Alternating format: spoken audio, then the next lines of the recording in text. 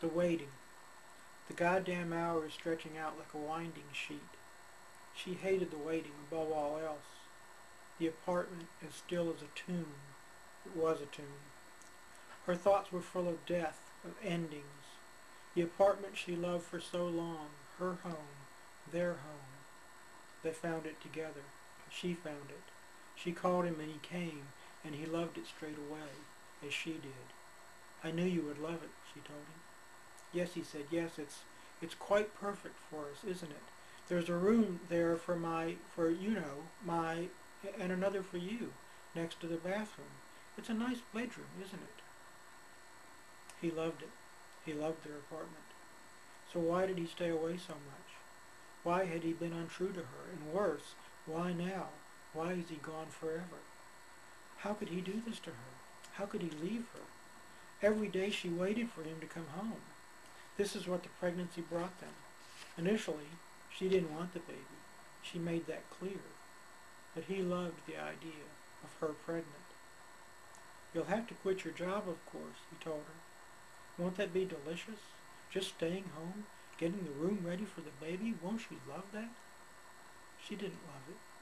She waited every afternoon, every dead long afternoon, for him to come home, so she could tell him how awful it was, how the hours without him were torture for her.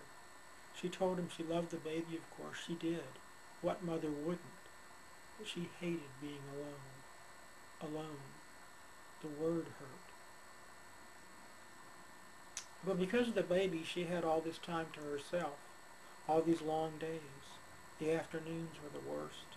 As the light slipped from the sky and she sat in her chair, a book propped on her lap, a book she would never read, a dead book. The afternoons were deadly. The apartment they had loved was a cage now. He must have thought so. He must have hated the apartment really to turn his back on it, on her. He had loved the apartment. It was their home. So, now she hated the apartment. She hated its tasteful ecru walls, its wood floors, its breakfast nook. She hated the bistro table, the bookcases, the brass sconces, the linen dromedary love seat.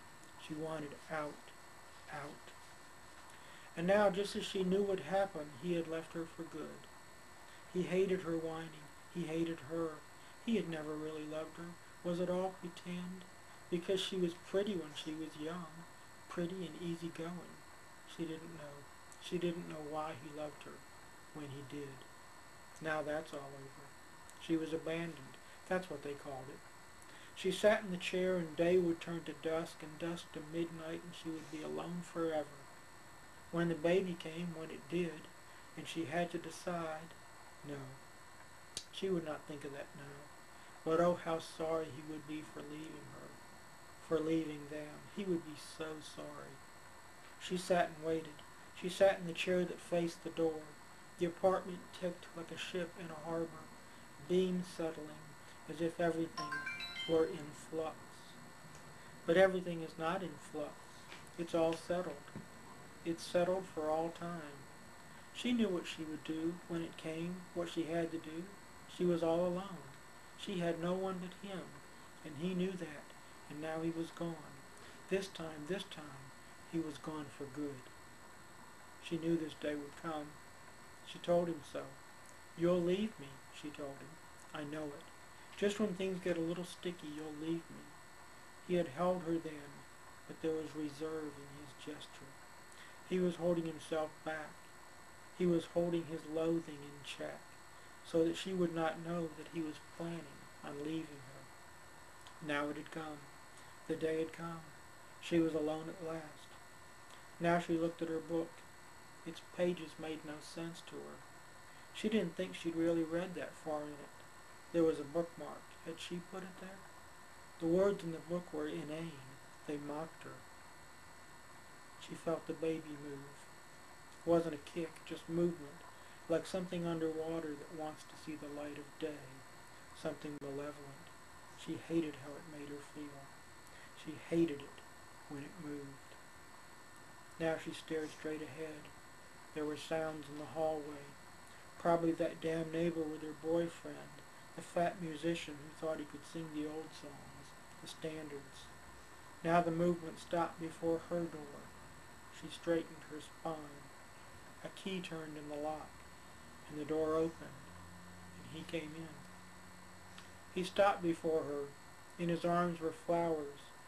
He looked at her for a long time. His shoulders sagged.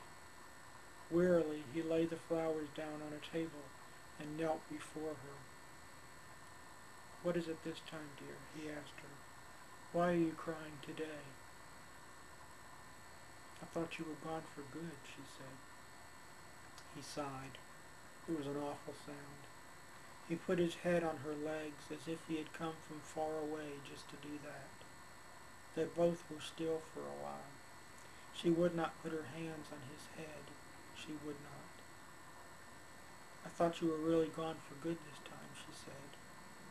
Her words hung there in the air above them. He had no idea what to say next.